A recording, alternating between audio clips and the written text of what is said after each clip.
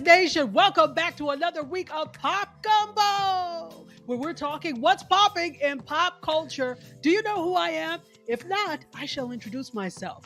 I, my friends, am Dr. Tachi, and I am so willing for us to get to it. So let's do that right now.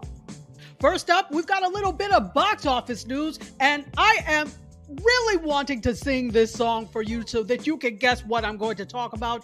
But once I put on these glasses, you probably will guess. Still no? Well, I'm going to have to sing it for you, but I'm going to change the words so we don't get in trouble. Adept males, how would you proceed? How would you proceed if they were in hot pursuit?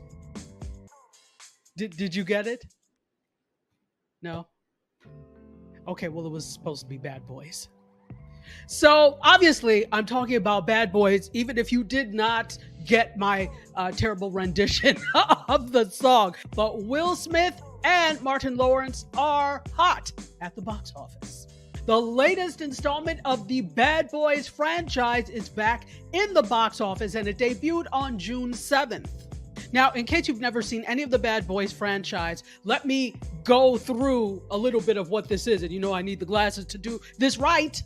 This is Bad Boys Ride or Die. It's produced by Jerry Bruckheimer and directed by Adil El Arabi and Bilal Fallah. And Bad Boys Ride or Die is taking fans on the journey of characters Mike Lowrey, played by Will Smith, and Marcus Burnett, played by Martin Lawrence. And they're tasked with resolving a mounting case against their late police captain, Conrad Howard, played by Joe Pantoliano. So what you're going to get with this is the franchise's typical mixture of action and comedy while the two navigate a new cop story. The film is generating really impressive box office numbers. They had a $100 million budget, and to date, since the June 7th release, they have grossed $104.6 million. So they've already made $4 million back. Now, that amount includes $48.6 million internationally, and they still have yet to be released in certain places. For example, Italy. Italy will be June 13th. Japan is another place that will be June 12th, and China will be June 22nd. Now, let's look at the film compared to its predecessor, Bad Boys for Life, which grossed $62.5 million in 2020 and at their debut, and $204 million domestically. Now, that's not really a fair comparison because we also have to remember that 2020 was what? The height of the pandemic. So is that really a fair comparison? I don't know, but this looks good for the box office numbers. Now, here's another interesting fact. According to ABC News, the largest demographic of those who went to go see the film, 44%, were Black moviegoers. Listen, we'll support our own, won't we? Now, an analyst for ComScore who does this type of surveying said this: the fact that a movie overperformed is the best possible news, you think? So, essentially, all of this is really good news for the film. It is great news for the franchise. Will we see a Bad Boys 75? Who knows? We may.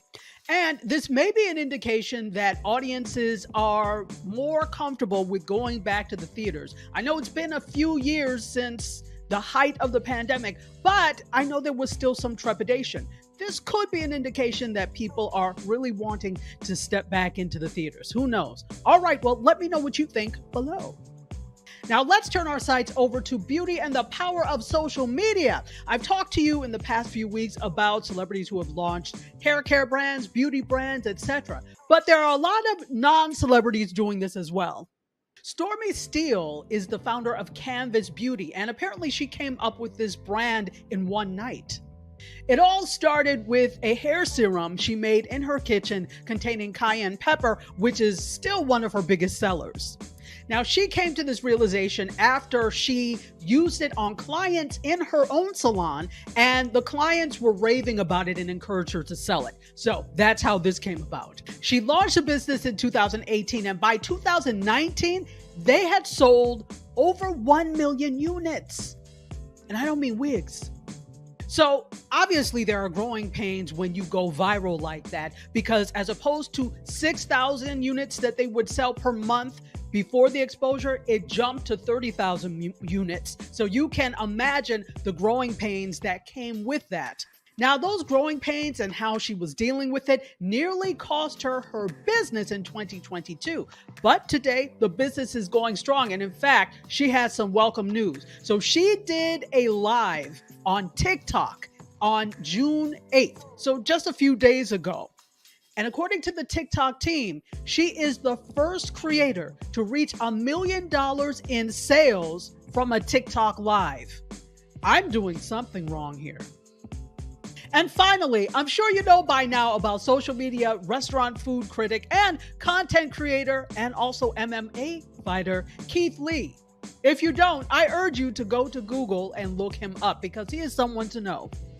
So why is he in the news this time? Not for a restaurant that he's reviewed, but for a new venture that he has together with Microsoft. So Keith Lee has teamed up with Microsoft to teach Black restaurateurs about AI tools that can improve their business efficiency. In 2023, Lee did an interview with Afrotech where he talked about wanting to increase the visibility of Black-owned restaurants. Now, this is interesting, and it shows that this type of service is needed because the Pew Research Center did a study in 2021, and they found that 2/3 of Black restaurants have fewer than 10 employees. So obviously, having such a small amount of employees can create barriers when it comes to efficiency and other things. So this is why Lee and Microsoft have teamed up to show where these AI tools can fill in those gaps. They've also launched a video series called The Reheat, where they are showing Black restaurateurs how to use these Microsoft AI tools. This is in the hopes that they will be able to manage and expand their businesses. According to Afrotech, Keith Lee is just thankful that he's been able to be a blessing to others through his platform, and this is actually an extension of all of that. So not only is he giving exposure on his social media accounts, he is now giving further assistance by teaming up with a larger entity like Microsoft. Good for you, Keith Lee. Good for you. That's my time, ladies and gentlemen. As usual, I'm really happy to be back here with you and so happy that you chose to spend your precious time here with me. Thank you very much. Not only can you hear me on Wednesdays, but every day of the week you can check in with one of the TKBS correspondents. We have amazing news for you, and some of us even have lives, so make sure you check us out. Tuesday is the day that you want to be locked into the TKBS podcast. You can hear KB and the crew discuss the issue of the day, and it's always good and great conversation. You definitely want to be plugged in for that. You can find it on every single major podcasting platform plus YouTube. And then 7:30 p.m. Eastern Time on the Kenny Burns Show Instagram account is where we convene for the recap, where you can hear Tiffany, Michelangelo, and myriads of TKBS Nation cast and crew talk about the issue of the day and their responses to it. And you know what? We also talk about a lot of other things. So join us, please. Become a part of the nation. Well, ladies and gentlemen, I've wasted enough of your time. Right now, what I need to do is figure out how I too can make $1 million on TikTok. So I'm trying to find something to sell. Until then, the dream is real.